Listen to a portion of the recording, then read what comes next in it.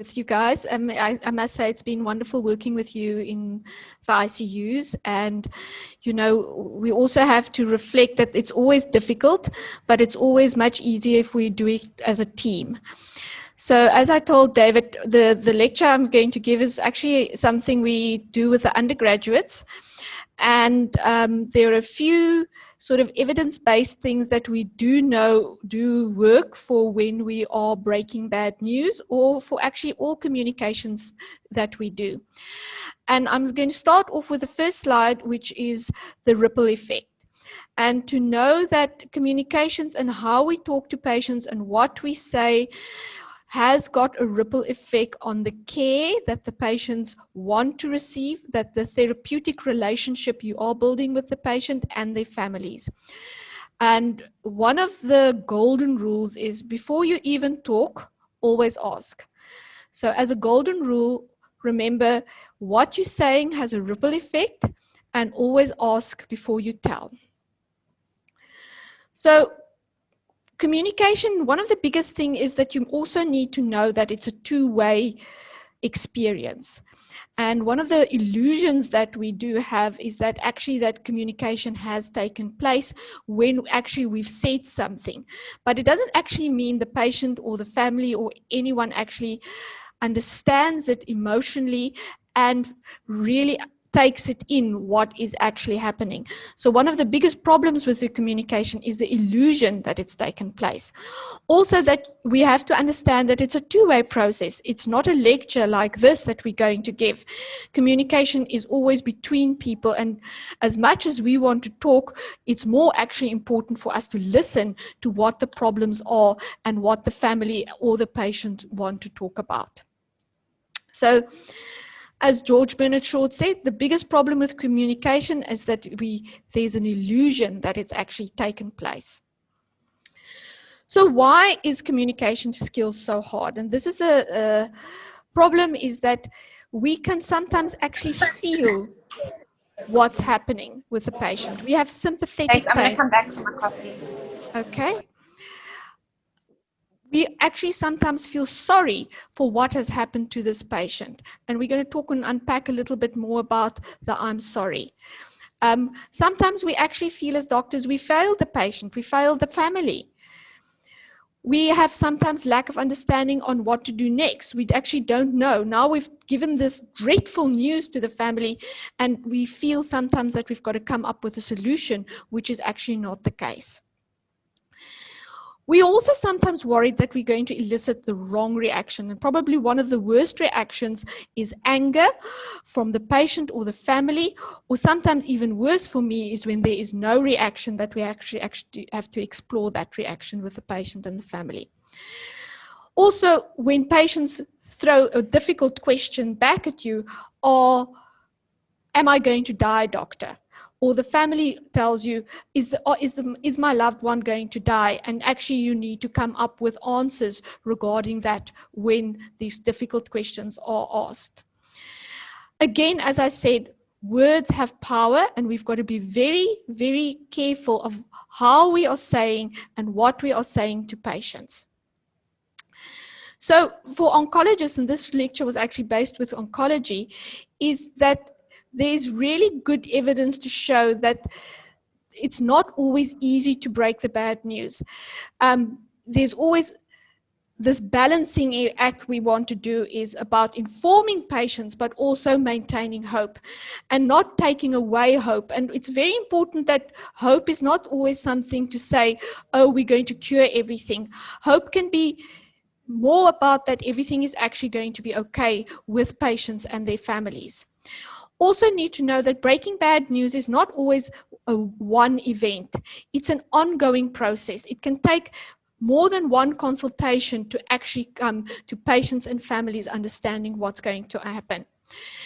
Sometimes we want to emphasize the treatment information, but we need to actually want, and the patient and the family actually want to talk about the prognostic information. And balancing that is very important. Also remember to always avoid jargon. Now, during this COVID pandemic, that words like high flow oxygen, Our patients and our families don't know what that means. So we need to find out the words and the language that our community understands.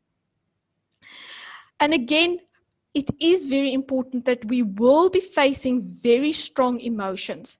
And it's both from ourselves and from patients when we are breaking bad news. And we need to be very aware, and we're going to talk about a little bit about our own self-awareness when we are breaking bad news. So it starts off with self-awareness. Now, all of us have triggers.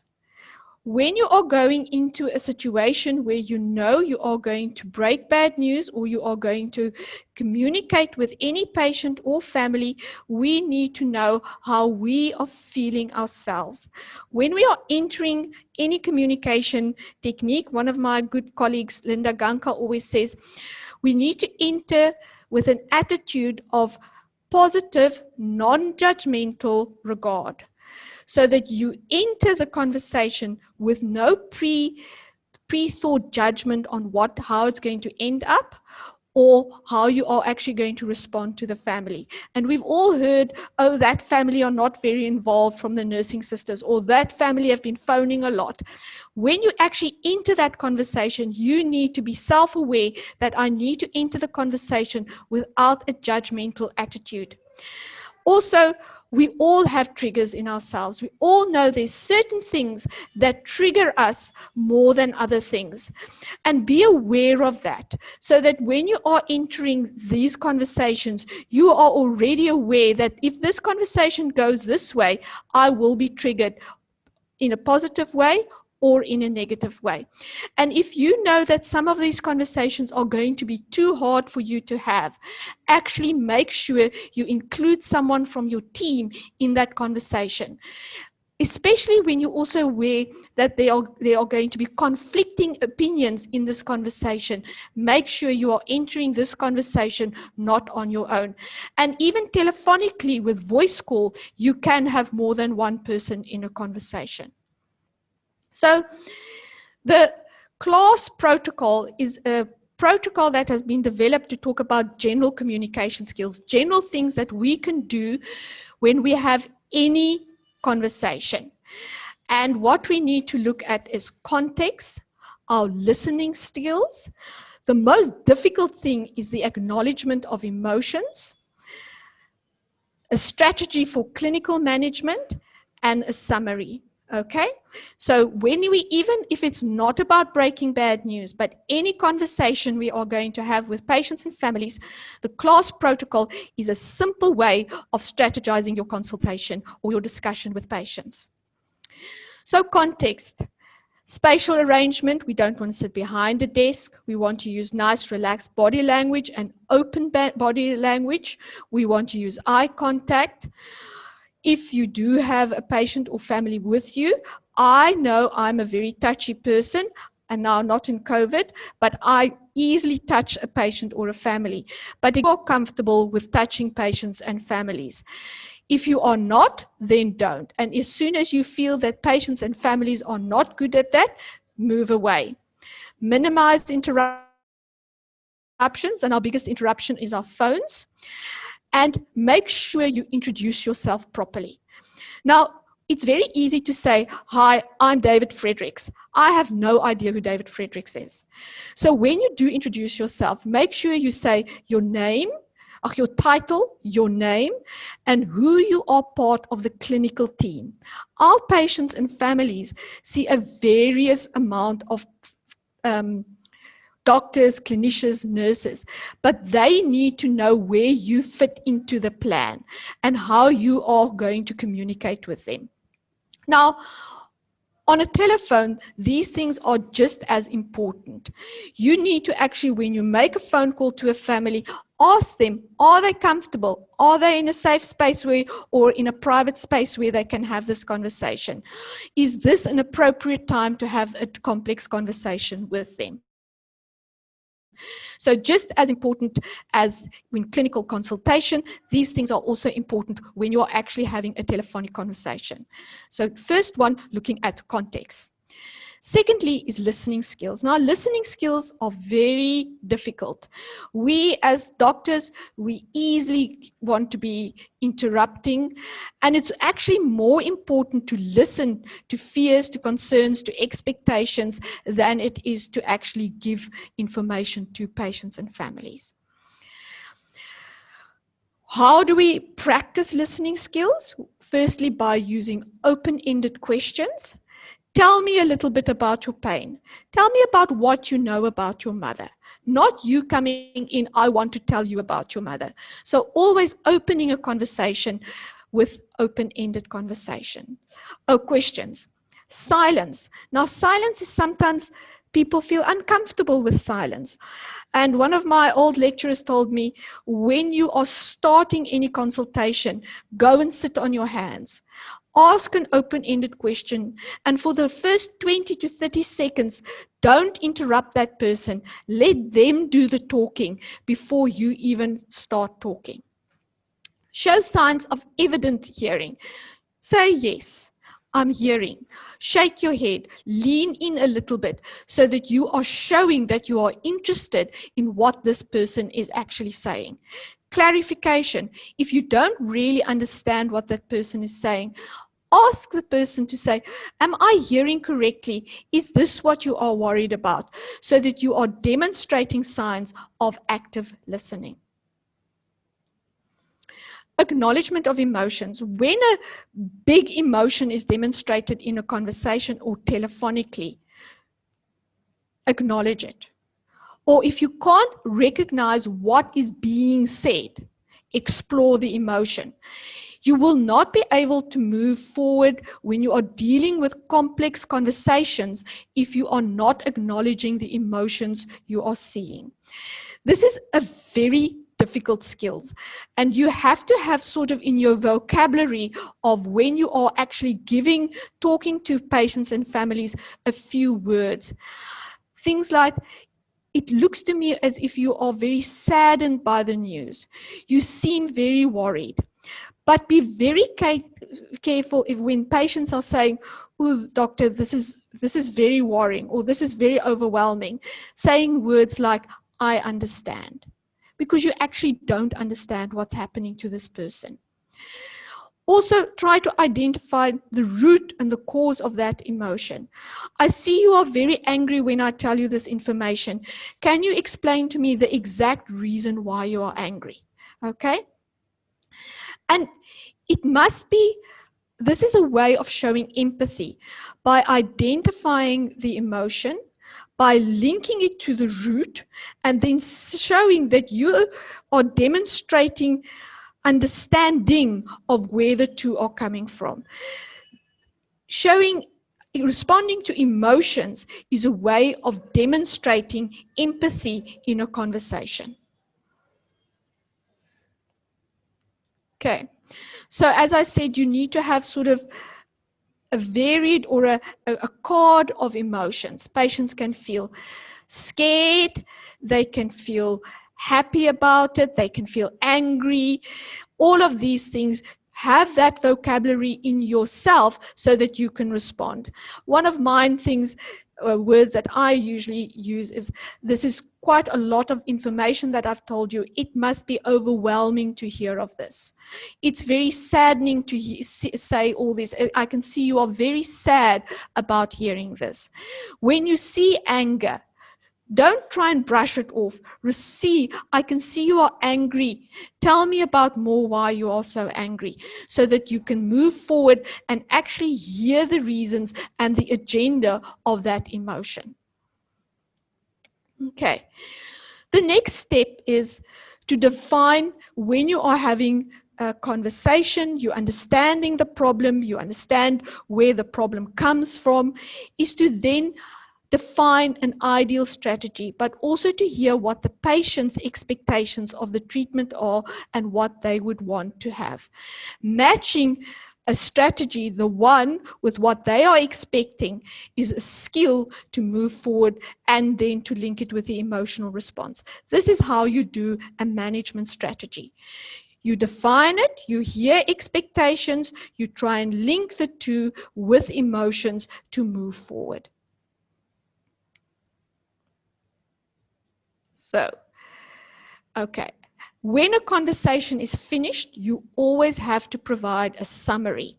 You need to say exactly what you decided upon, and whether they are happy with that, whether there are any questions, and very important, when the next interaction will be.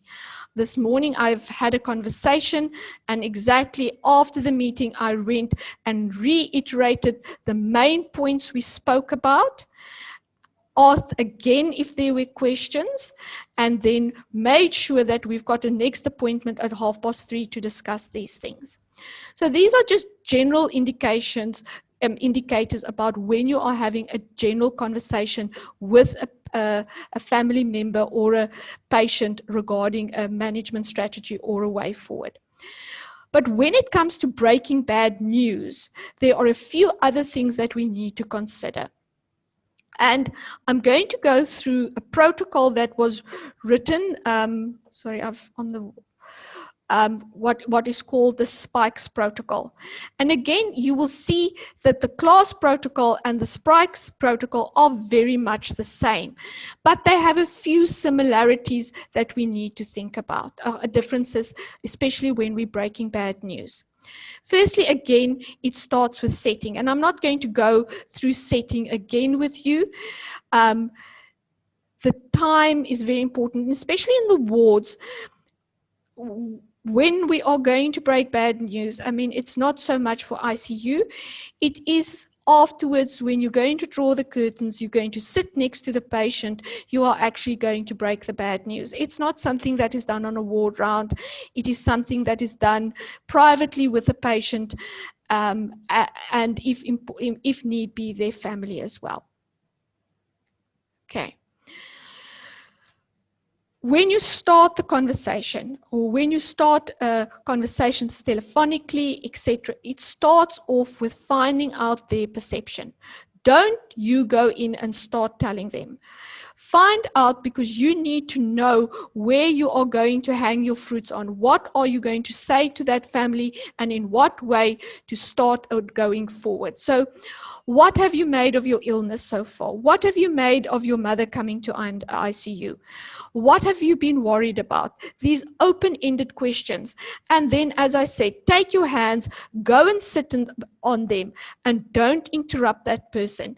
Let them tell you why they think they are there and why they think their mother or father or family member is in ICU, so that you can find out where the gaps of information is and what news actually needs to be broken.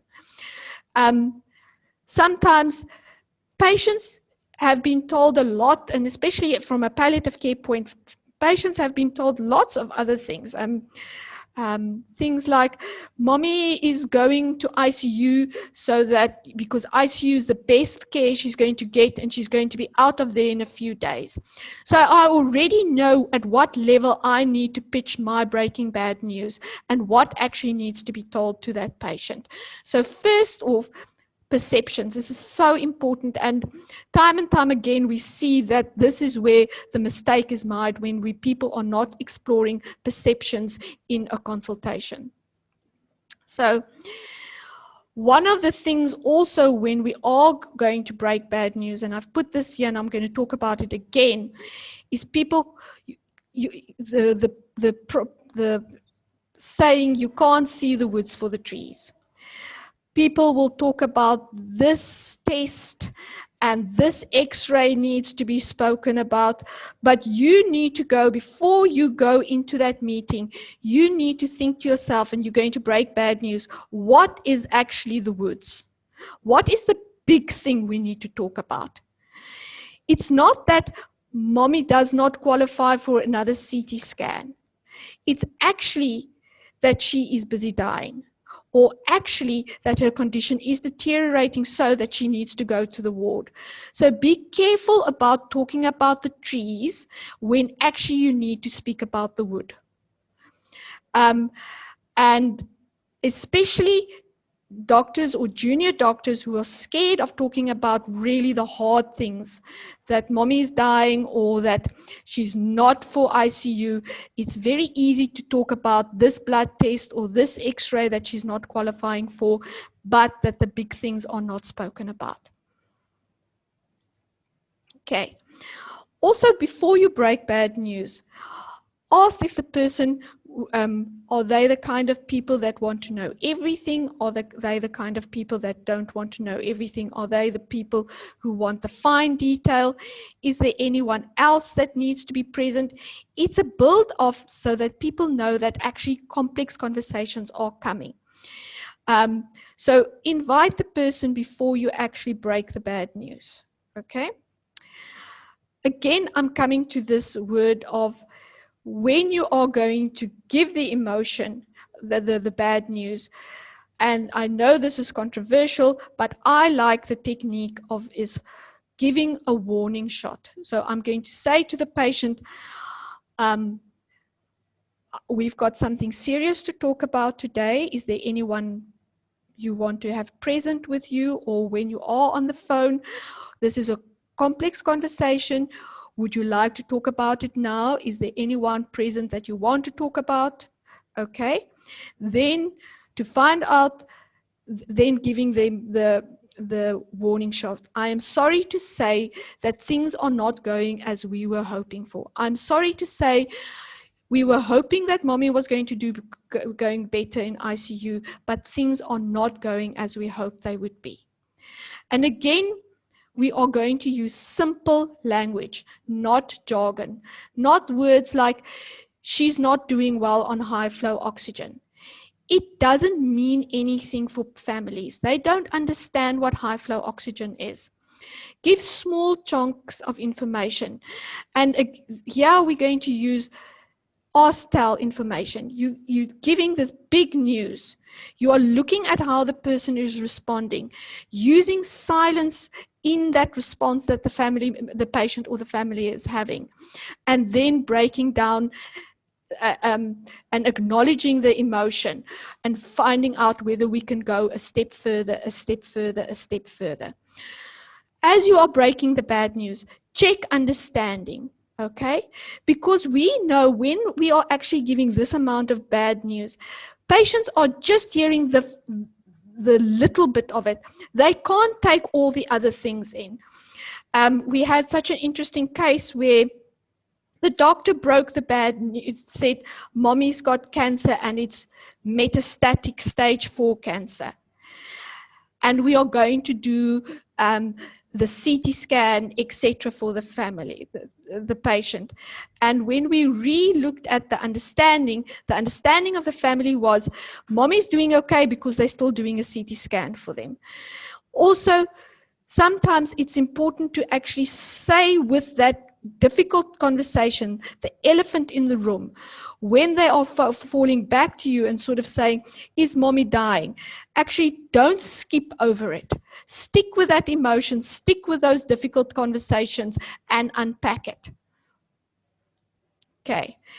As I said already in the class lecture, it's about showing empathy towards the reactions you are seeing. It's naming the emotions. It's exploring the emotions that is thrown back at you. And it's okay just sometimes if you can't name the emotions, tell me, now I've told you that mommy is not doing well. How are you feeling about that? Now that I've told you that we can't continue with the ventilation and that when we withdraw the ventilation, she most probably will pass away. How are you feeling about this? Now, it sounds,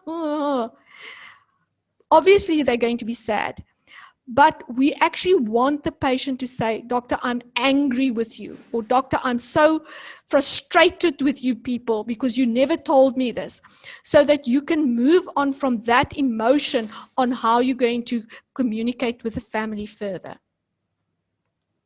Okay.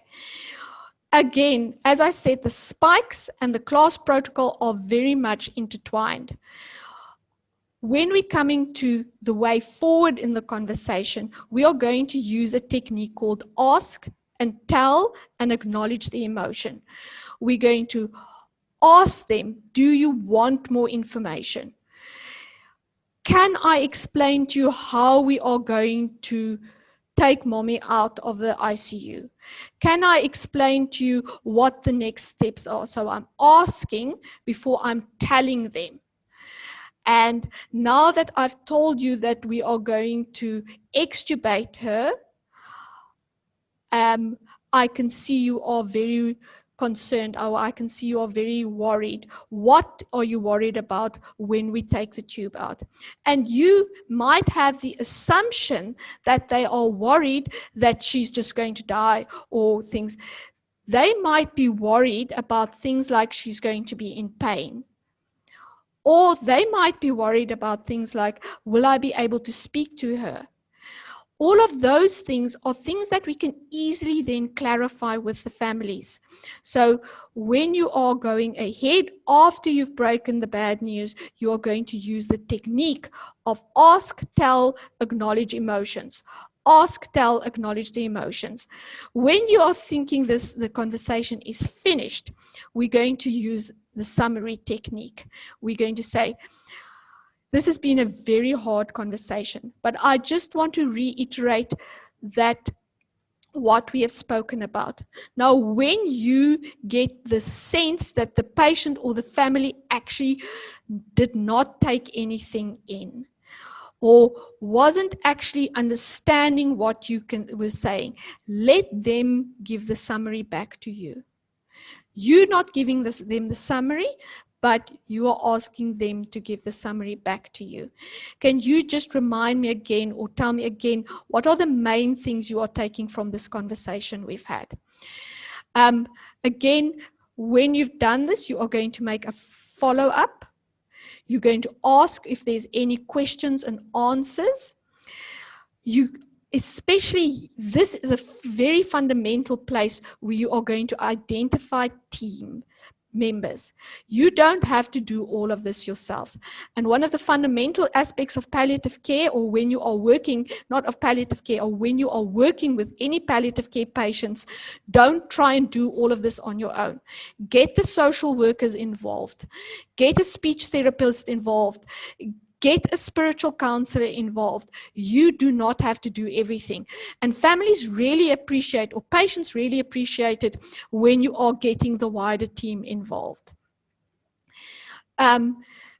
Ensure continuity of support. So one of the big no-nos in communication skills are when we say, sorry, there's nothing further we can do for you. That is an immediate block to further communication. And it leaves patients and families devastated because, you know, the surgeon said there's nothing further we can do for you. Never. These are no words in any conversation or in any therapeutic relationship. We never use the words, there's nothing further I can do for you. You would rather say, there's nothing that we're going to gain with keeping her in ICU. However, we are going to make sure she gets good care when she goes out of ICU. We are going to make sure that the social worker is there, that her pain is controlled, etc., so that you are not abandoning the patient and the family. Many times these patients and families have had long relationships with you. Make the follow-up phone call. Even when they are out of ICUs, patients and families really find that a deep sense of therapy that they are getting. When I was working in hospice, many times 2 weeks after a patient passed away, the family member would just pop up at the hospice. And this was a time where you actually go and say, hello, how are you? Are there any concerns? Are you, because if it's part of that family member's bereavement on the way forward. So there, as I said, there's a few no-nos when we are doing communication skills. Firstly, our own emotions. It is okay to wipe a tear away. It is not a no-no that you are not allowed to wipe a tear away, especially when you are breaking devastating news to patients and families. But when you are finding you are sobbing your heart away and it's not about the patient or the situation anymore, it's about other things. These are little red flags to sort of say, I myself need further support. So it's okay to cry, but when you are over emotional in a conversation, hold back, ask a team member to come back. And that's where I said from the beginning, know your own triggers, know your self-awareness, whether it's an anger, whether it's an emotional situation that might affect you. Again, I said, make sure you're not only speaking about the trees, you are speaking about the wood. And especially in patients where we are dealing with multiple issues. They've got diabetes, they've got CCF, they've got renal failure, etc. Make sure we know that one thing. What is the wood? What is the big thing that we are dealing with? What not to say? Sorry, sorry, sorry. Don't just use that as a word that you keep on saying. You can use the words like, I'm sorry that this has happened to you, but you mustn't say just sorry, sorry, sorry, because people can misinterpret this. Are you sorry that you did something wrong? Or sorry can be very sympathetic and can be very sort of just sorry, sorry, sorry, not really understanding or showing empathy for what is actually happening.